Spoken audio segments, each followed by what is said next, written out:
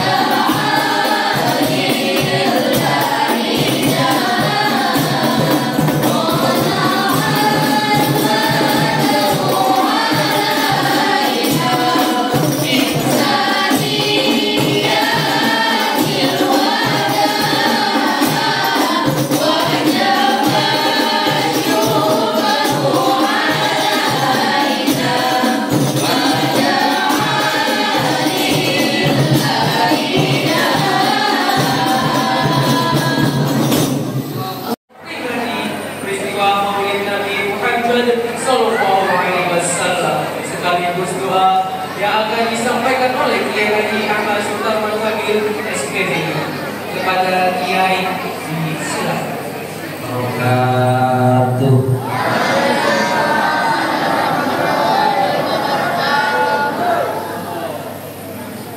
Bang Mamat jualan tomat. Jualan tomat di pasar pagi. Jawab salam tanda hormat, yang tidak jawab salam ibu-ibu saya doakan sudah punya kawin lagi. Ada yang jawab. Assalamualaikum warahmatullahi wabarakatuh.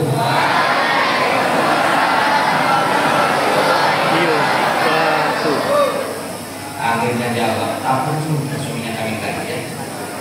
Kang Mamat ganti jualan kampak, tapi jualan kampak yang masih di pasar pagi. Karena jawab salamnya sudah pada kompak, saya doakan semuanya bisa naik haji. Amin. Alhamdulillah wa kafa, wassalatu wassalamu ala sayyidina Mustafa Muhammad sallallahu alaihi wa alihi wa sahbihi wa sallam ahli sidqi wal wafa wa ala alihi wa ashabihi wa azwajihi wa dhurriyyatihi al-mujtaba amma ba'da. Subhanaka la ilma lana illa ma 'allamtana innaka antal 'alimul hakim. Rabbi shrah li sadri wa yassir li amri wa hlul 'uqdatam min lisani yafqahu qawli. Amin amin ya rabbal.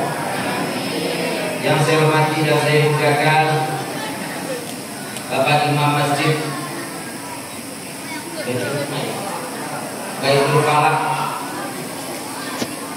juga yang saya hormati dan saya muliakan Bapak Ketua Pengurus Masjid Baitul Falah.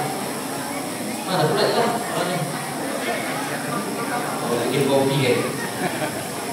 Besar kalau ceramah dikasih kopi bisa 4 jam. Juga yang saya hormati seluruh jajaran kepengurusan baik masjid ataupun kepengurusan majelis taklim, baik ibu-ibu ataupun bapak-bapak. Juga yang saya hormati Pak RW. Ini katanya kumpul 2 RW. Iya. Berikut juga RT-RT-nya. Berikut juga RT-RT-nya. Enak itu tadi. Enak itu kan Pak.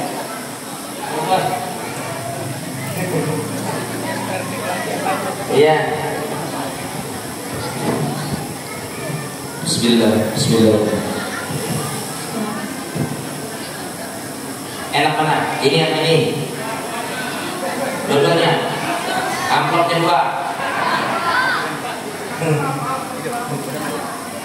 ART, ARW, yang mohon maaf saya tidak bisa sebutkan satu persatu. Semoga semuanya hadir, semuanya berkumpul bukan atas nama apapun, tapi atas nama Nabi Muhammad SAW. Juga seluruh hadirin wal hadirat, tamu-tamunya baginda Nabi Muhammad sallallahu alaihi kumpulnya kita malam hari ini di Masjid Baitul Falah tidak lain dan tidak bukan dalam rangka mengungkapkan rasa sukacita kepada Allah atas lahirnya Nabi Muhammad dan dipilihnya kita jadi umatnya Nabi Muhammad. Saking istimewanya Nabi Muhammad, bahkan Nabi Muhammad jadi sayyidul anbiya wal mursalin, rajanya para nabi, rajanya para rasul. Saking istimewanya umat Nabi Muhammad, kita dan istimewanya kita karena Nabi Muhammad, bahkan kelas-kelasnya Nabi sebelum Nabi Muhammad cemburu dengan kita. Banyak di antara mereka kepengen jadi umatnya Nabi Muhammad. Dan kita kumpul di sini dalam rangka bersukacita, dan itu diperintahkan dalam Al-Quran. Jangan dibilang maulid Nabi itu nggak ada dalilnya. Disuruh di Quran. Qul bi fadlillahi wa bi rahmatihi fa bidzalika falyafrahu. Dzalikum khairul lakum mimma yajma'un. Wahai ibu-ibu pendawa asri, kata Allah, kalau engkau dapat anugerah dari Allah, kalau engkau dapat rahmat dari Allah, maka bersukacitalah. Dan kita sepakat, tidak ada anugerah yang paling tinggi di muka bumi ini, tidak ada rahmat yang paling hebat di muka bumi ini selain lahirnya Nabi Muhammad sallallahu alaihi laulaka ya Muhammad, kalau bukan karena engkau Muhammad, ma khalaqtul aflak, kata Allah, aku gak ciptakan alam semesta ini. Karena alasan Allah menciptakan Nabi Muhammad, begitu pula kemudian Allah menciptakan alam semesta ini. Allah ciptakan kita semuanya di sini. Jadi kita kumpul di sini, alhamdulillah, masih ada umur, masih ada waktu, masih ada kesempatan untuk kembali kita merapat dengan Nabi Muhammad sallallahu alaihi. Meskipun kalau hitung-hitungan saya, mestinya 2 RW ini masih tidak muat. Betul? Kita ini kadang-kadang mohon maaf, bukan salah, boleh. Dalam rangka 17 Agustus pasum penuh. Dalam rangka peringatan Hari Kebangkitan Nasional pasum-pasum penuh. Dalam rangka RA Kartini, semua ibu-ibu anak-anak sekolah pakai batik, bahkan tanggalnya dimerahin, penuh kegiatan, ramai, semarak. Harusnya menyambut dengan Nabi Muhammad lebih semarak dari apa. Pada tahun depan, semoga karena rasa cinta dan rindu kita kepada Nabi Muhammad nanti menggerakkan kaki kita untuk berkumpul atas nama Nabi Muhammad sallallahu alaihi.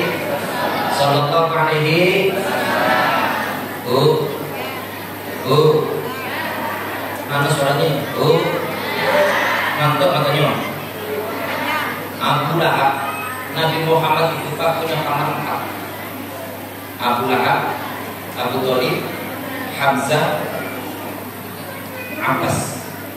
Yang beriman ke Nabi Muhammad 2, Abbas dengan Hamzah. Yang tidak beriman 2, Abu Thalib dengan Abu Lahab. Abu Thalib meskipun tidak beriman ke Nabi Muhammad, tapi beliau tetap membela Nabi Muhammad. Ganggu ponakannya, siap berhadapan dengan Abu Thalib. Paman Nabi yang sering ganggu Nabi Muhammad, memusuhi Nabi Muhammad, menghalang-halangi dakwahnya Nabi Muhammad, Abu Lahab. Bahkan saking parahnya perlakuan dolimnya Abu Lahab kepada Nabi Muhammad, yang notabene adalah ponakannya sendiri, Allah sampai punya surat khusus dalam Al-Quran yang isinya melaknat Abu Lahab. Tabbat yada Abi Lahabin wa tabb, ma aghna anhu maluhu wa ma kasab, sayasla naran dzata lahabin wa hammalatal hatab, fi jidha hablum. Bila punya anak laki-laki satu sukunya seneng, termasuk Abu Lahab. Saking senengnya dia merdekakan budaknya yang memberi kabar namanya Thuwaibah.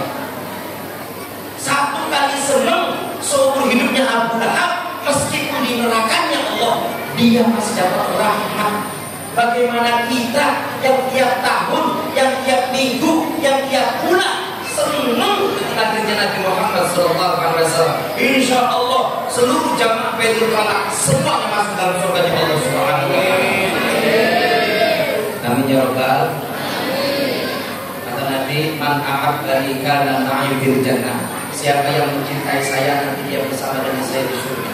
Kuncinya adalah rasa cinta ke Nabi.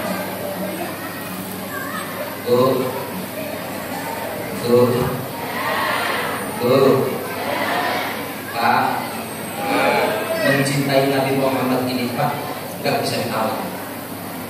Menumbuhkan rasa cinta dan kerinduan ke Nabi Muhammad itu harus berhati-hati dan ini mutlak, tidak bisa ditawar. Bapak yang rajin sholat, ngikutin ajaran Nabi Muhammad bagus. Sampean yang rajin puasa karena ngikutin ajaran Nabi Muhammad bagus. Rajin berjamaah karena ngikutin sunnah Nabi Muhammad bagus.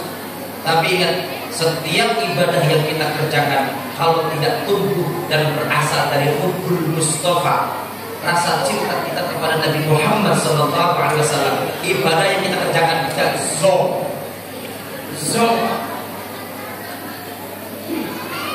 Kita sholat ikutin ajaran Nabi, kita puasa ikutin perintah Nabi, tapi kita lupa yang mengajarkan sholat, pribadinya Nabi. Inilah masalah kita hari ini. Problematik umat Nabi Muhammad bukan mereka malas ibadah, Pak. Masya Allah, Bu, saya hampir tiap bulan berangkat Bu, bawa jamaah umroh, penuh terus, penuh. Berbeda sebelum corona, penuh terus. Tapi kalau tidak ada sambung rasa dengan Nabi Muhammad, ibadahnya bisa zong, bisa nol. Maka jangan kaget. Ada kita punya tetangga, sholatnya rajin Ustaz, sholatnya di masjid terus Ustaz, berjamaah terus Ustaz, bacaannya Al-Quran terus Ustaz, di kantornya dia di mana Quran Ustaz, HP-nya itu aplikasinya Quran Ustaz. Tiba-tiba muncul di berita, gak nyangka Ustaz. Kenapa? Muncul di berita ngebom. Bacaannya Quran, kegiatannya sholat, tapi ngebom Pak. Gak tanggung-tanggung. Yang dibom bukan orang yang sedang maksiat, orang yang sedang jumatan. Ketika diinterogasi, kenapa sampai bom itu jamaah? Dia bilang apa? Itu orang yang sholat di masjid itu orang-orang yang sesat menyesatkan. Padahal kalau dia satu rasa dengan Nabi Muhammad, enggak akan mungkin membunuh umatnya Nabi Muhammad SAW atas dasar nama apapun. Sukaryo, kan enak itu.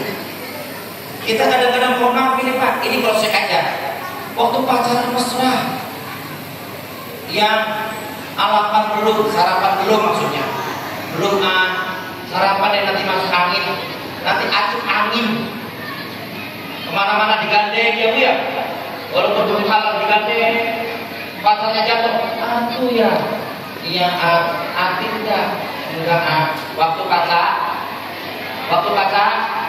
setelah jadi istri boro-boro Ustaz, kondangan tuh Ustaz, suami saya sudah sampai ujung, saya masih di sini Ustaz. Mas, tunggu, kata suaminya. Jatuh, badannya gede. Istrinya jatuh, makin jatuh pula, mudah saya. Halo,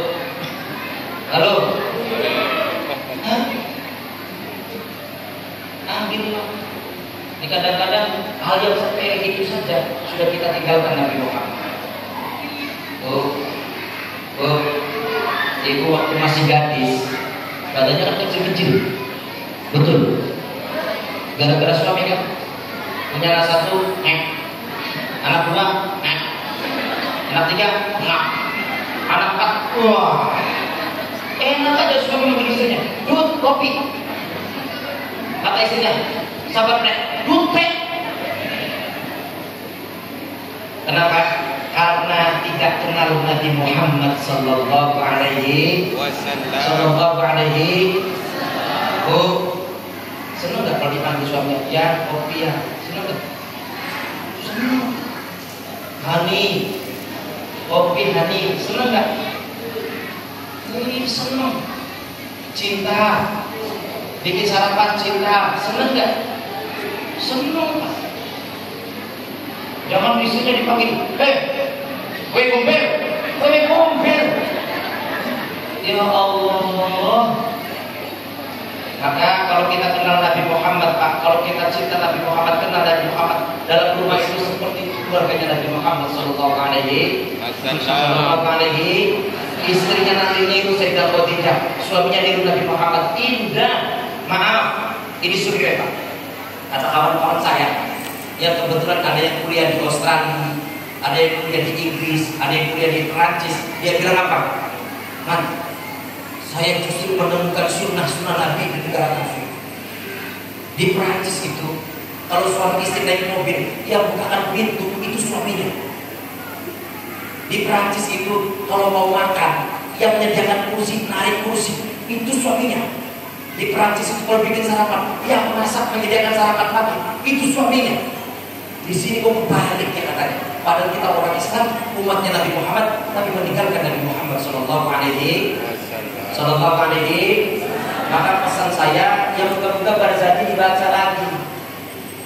Hanya dengan cara itu, Pak. Nanti sedikit demi sedikit minta diajarkan sama Ustaz. Ustaz, ini isinya apa?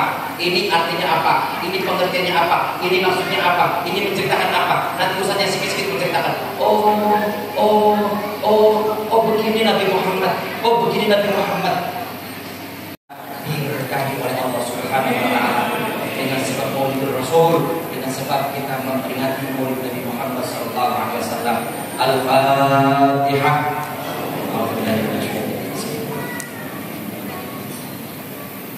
Iya karena dia berasal dari Surat Allahumma salli wa sallim wa barik ala sayyidina Muhammadin wa alihi wa sahbihi ajma'in. Allahumma inna nas'aluka ridhaka wal jannah wa na'udzubika min sakhatika wan nar.